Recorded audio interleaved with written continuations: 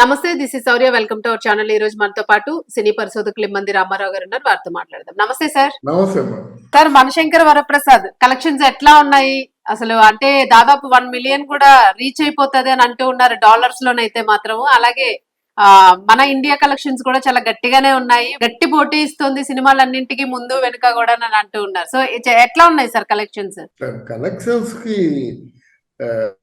బహుశా చిరంజీవి సినిమా అంటే ఇండివిజువల్ గా చిరంజీవి సినిమాకి గాని అవతల వెంకటేష్ సినిమాకి గాని ఇది ఫస్ట్ ఆఫ్ ఇట్స్ కైండ్ అనుకుంటాను. 105 కోట్ల రూపాయలు ప్రీ రిలీజ్ కలెక్షన్స్ ఉండడం అన్నది ఎక్కడ 105 కోట్ల రూపాయలు అంటే సినిమా అయిపోతుంది. సినిమా బడ్జెట్ ఎంత, బడ్జెట్ అంత అయితే ఆ బడ్జెట్ తొలి రోజునే వచ్చేసినట్టు లెక్క. 105 కోట్ల రూపాయల కలెక్షన్ రావడం అన్నది ఇది ప్రీ రిలీజ్ ఫంక్షన్ కి. మరి ఈ రోజు నా అంచనాకి 100 కోట్లు వస్తుంది, 205 కోట్ల రూపాయలు అంటే ఇప్పటికే వాళ్ళు బ్రేక్ ఈవెన్ లో ఉన్నారు. తర్వాత ఈరోజు నార్త్ అమెరికాలో దాని తాలూకు ఆ వైభవం చూసినట్టయితే $75 లక్షల అక్కడ బుకింగ్స్ ఉన్నాయి. బుకింగ్స్ ప్రస్తుతానికి. మళ్ళీ సినిమా ఈ రోజు ఆగిపోతారా? ఈ పండగ అంతా కూడా ఈ మనశంకర వరప్రసాదే చూస్తారు.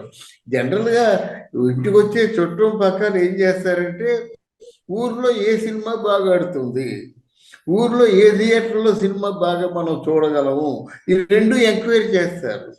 ఈ రెండు ఎంక్వైరీ చేస్తే మంచి థియేటర్లకు ఇచ్చింది మనశంకర వరప్రసాదే. సినిమాని ఇంటిళ్ళ పాది ఆ బంధువులు కానీ చుట్టాలు కానీ ఏదైనా కొత్తగా పెళ్ళైన జంట కానీ సినిమాని నవ్వుతూ చూద్దాం అనుకుంటారు కదా. సినిమాని దుఃఖపడుతూ గుండె బరువు ఎక్కిపోతూ చూద్దామనే ఆలోచన ఎవరికి రాదు కదా. పైగా సినిమాకి వెళ్దాం. ఇది ఓవరాల్ గా అనిల్ రావిపూడి తాలూకు స్థాయిని పెంచే సినిమా అవుతుంది. ఎందుకంటే ఎంతవరకు అనిల్ రావిపూడికి 4 కోట్లు 5 కోట్లు ఇస్తే నెక్స్ట్ అనిల్ రావిపూడి తాలూకు రేటు కనీసం ఒక 20 కోట్లకి వెళుతుంది. ఇది నా మాట. కనీసం మళ్ళీ చిరంజీవి వెంకటేష్తో కలిసి చేసే సినిమాకి కనీసం ఈ 4-5 కోట్లు కాస్త 20 కోట్ల వరకు వెళ్ళొచ్చు. ఎందుకంటే అంత కలెక్షన్స్ వస్తున్నాయి. ఈ సినిమాకి కలెక్షన్ తక్కువ రాదు. ఇది 100 కోట్ల క్లబ్లోనే చేరుతుంది. అప్పుడే 200 కోట్లు అయిపోయింది. మరి ఎన్ని 100 కోట్ల క్లబ్లో చేరుతుందో ముందుగా అంచనా వేయలేవు. అంటే కనీసం ఒక 500 కోట్ల క్లబ్లో ఈ పండగ అదృష్టం కలిసి వచ్చింది కనుక ఈ పండగ పరంగా కూడా ఇది చాలా సాదా సీదా కామెడీ ఎంటర్టైన్మెంట్ సినిమా 500 కోట్ల కలెక్షన్స్ దాటి వెళ్ళడం మాత్రం ఇది నిజంగా ఇది చిరంజీవి గారికి ఈ సినిమా ఈ సంవత్సరం చాలా పెద్ద శుభారంభం అన్నమాట. చాలా కాలం తర్వాత వచ్చిన పెద్ద హిట్ గా మనం భావించాలి.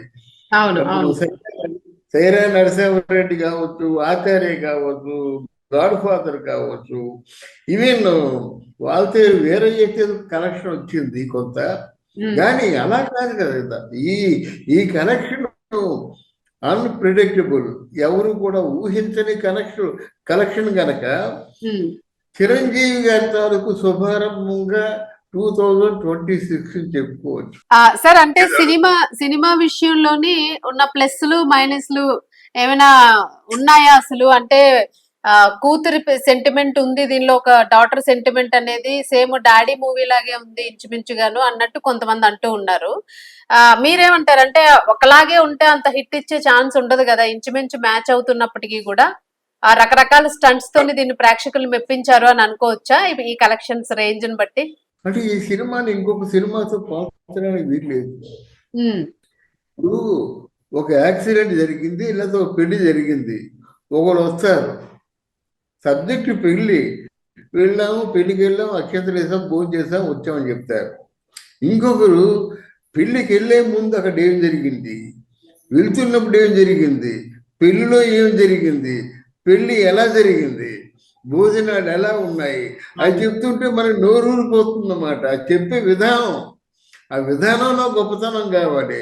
ఆ చెప్పే విధానం తెలుసు కనుకే ఇప్పటికి డైరెక్ట్ చేసిన 9 సినిమాలు కూడా అఖండ విజయాన్ని సాధించాయి. దానికోసం I have no doubt at all అంట అనిల్ రావిపూడి.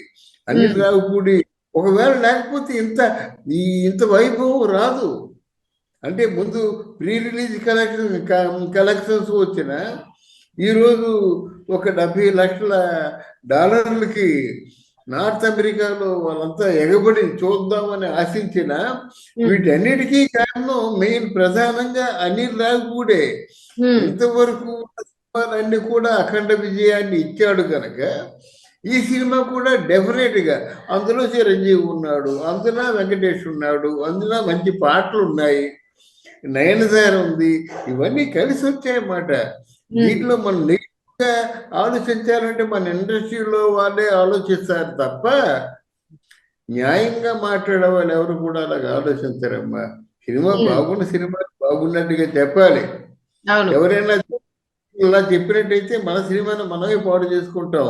మన తెలుగు సినిమా ప్రభ, మన తెలుగు సినిమా ప్రతిష్టని మనమే దయదాచుకుంటాం. గనక ఎవరైనా రివ్యూ కొంతమంది ఉంటారు, అందరూ చెప్పిన దానికంటే మనం డిఫరెంట్ చెప్తే బాగుంటుందని. ఎందుకు చెప్పాలి డిఫరెంట్? నువ్వెవరు జడ్జిమెంట్ ఇవ్వలేవు. మన అభిప్రాయం చెప్పగలగా చెప్పే అవకాశం ఉంటుంది, కానీ జడ్జిమెంట్ ఇవ్వడానికి ఎవరండి? రివ్యూయిస్ట్ ఎవరండి? జడ్జిమెంట్ ఇవ్వలేడు కదా అని అనుకుంటే తప్పుగా. అందువల్ల ఈ సినిమాలో మళ్ళీ ఇంకా దీంట్లో కూడా ఏదో కోరుగుడ్డు మీద వెంట్రుకలు వేరే ప్రయత్నం దయచేసి ఎవరు చేయదు, ఏ రివ్యూయిస్ట్ కూడా చేయకూడదు.